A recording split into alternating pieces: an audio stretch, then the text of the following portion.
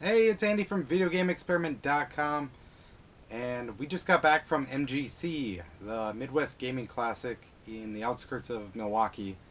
And I gotta say, it was a blast, just like it was last year. Last year was my first time. Had pretty much just as much fun this time, although there was some stuff that was missing that maybe I found pretty enjoyable last time. But on to the next stuff. You find some more stuff that you didn't realize was just as fun. So it's cool to really discover that type of stuff because you don't really have an opportunity to play that older stuff like you would at these type of conventions, especially MGC. They are very much focused on really old stuff. I mean, it's mostly a pinball convention, I would say. But it goes to, all the way up to arcade games. That's a big thing too. And then, of course, retro games. But it's a lot of fun. If you're in the area next year, I hope you make it there. Really cool stuff. This year they had, the first time in America, they showed off the Sony Nintendo PlayStation combo. That was kind of that prototype that kind of got scrapped because Nintendo kind of went behind Sony's back and Sony didn't like it, so what we have left is just the relic of this Sony Nintendo version of PlayStation with a Super Nintendo controller. But anyway, we found some great stuff while we were out there, and I thought we would go through it and kind of show you a preview of what's coming on the site. So first up, let's start with the oldest.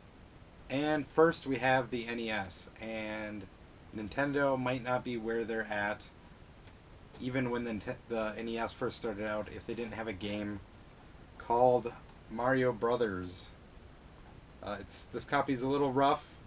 This game is not the definitive version. Obviously the arcade version is, as well as some of the Atari ones actually. But yeah, Mario Brothers, along with Donkey Kong, that's pretty much what made Nintendo what it is today. So, what a pickup for that. I'm glad to have that on the site. And then, of course, probably the most important one for the system itself was Super Mario Brothers. I like this one just because it is the single cartridge. Most of the time, by the millions, you're going to find it with Duck Hunt. And then after that, with World Class Track. But this one is, much rarer just because this was the one that you had to purchase outside of getting NES. It was for those people who were lucky enough to get the Gyromite set instead of the action set of Super Mario.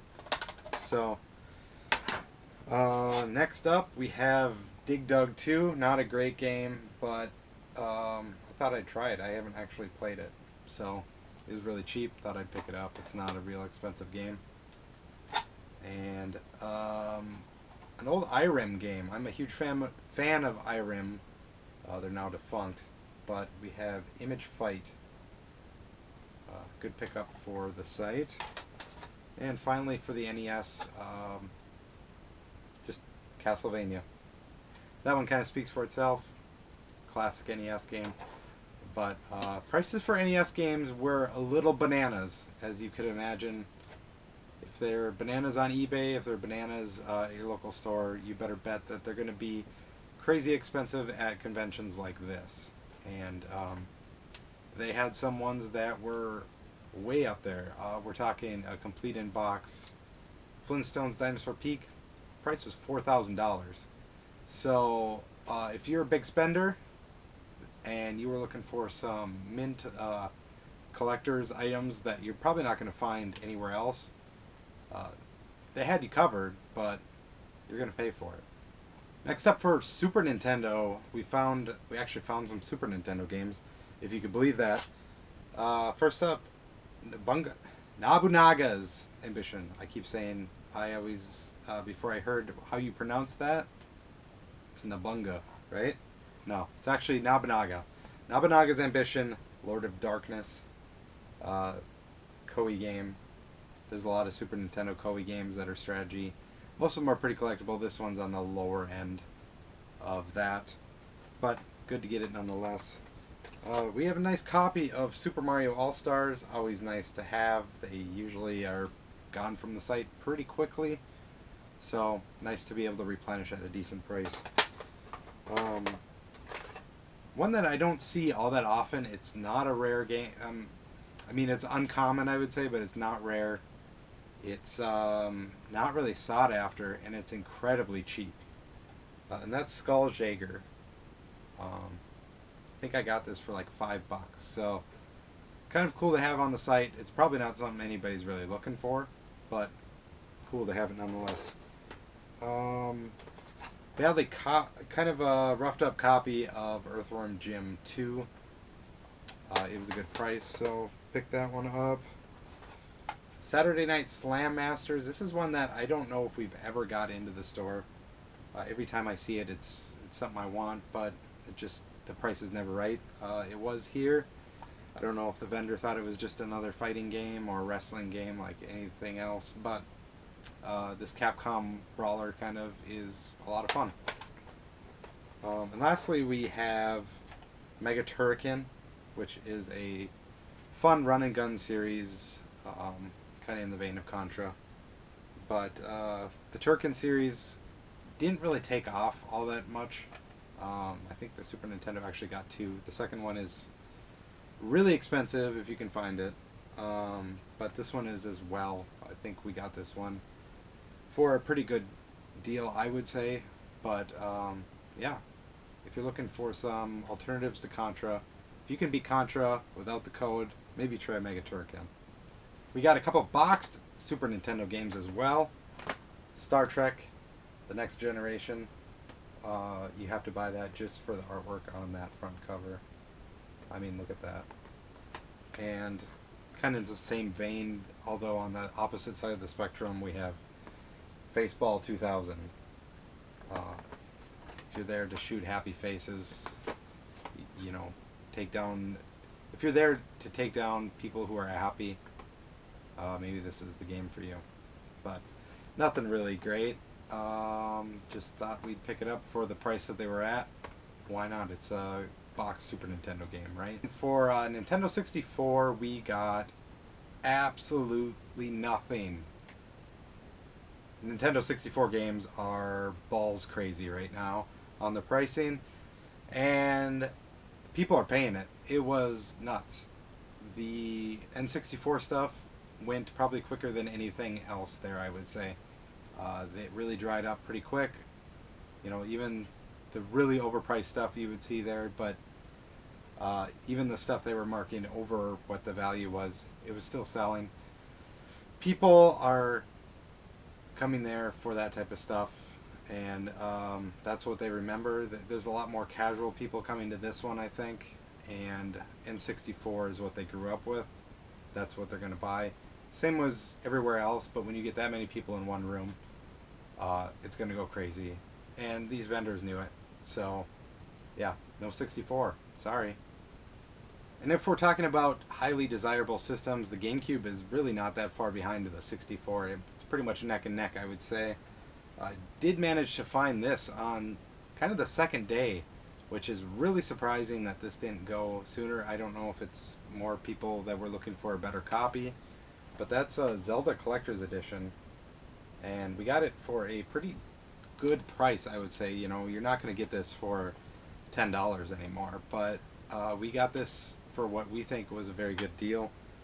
It is complete with everything in it, but the artwork cover is pretty worn out, so I'm guessing that's why the price was where it was at. I'm just surprised that it wasn't picked up earlier. It was sitting kind of right out in the open farther in on the second day. I guess we'll pick up the scraps, and these are pretty good scraps, so we'll take it. For Game Boy, there was a lot there, but Game Boy in that type of setting to search through is a pain in the ass, because a lot of times they're just in a tin or a bucket or a, you know, a Rubbermaid pail of just heaps and heaps of Game Boy games, which I'm not going to spend the time looking through each one of those and probably find something that I want, look at the back, and the price is, you know, double what I want to pay for it. So I didn't do a lot of that, but if something was right there out in the open, kind of facing me, label up, a good price, I definitely took a look, and we only picked up a couple, but that's Commander Keen for Game Boy Color. I just didn't know they made a Commander Keen game. I always thought that was a PC only type deal, so I'm kind of excited to try this out just for myself. And we got a really good deal on the Minish Cap for Zelda. This one is climbing in price like crazy. People are looking at all the other Zelda games and then they're realizing that this one really stands up even when it was not really made by Nintendo. So yeah, Minish Cap for the price that we got it is great. We haven't had a copy of Minish Cap in for quite a while, so I'm excited to have that. I know a lot of our members are looking for it, so I'm sure it'll go pretty quick. Next up, we have all our Sega Genesis games that we picked up quite a stack of carts for that. First up, Dragon's Fury, which is a Tengen pinball game for the Genesis. I think they made 2 or 3 of them on there. I've heard they're pretty decent actually, but also kind of a nice collector's piece, because pinball games are kind of, you know, not something that you... They were prevalent, I guess, but they're not something that the mass market bought, I don't think. The mass market instead bought games like Booger Man because, you know, back in the 90s, if it grossed your sister out, it had to be cool. And had Animaniacs, really rough label, but it was really cheap.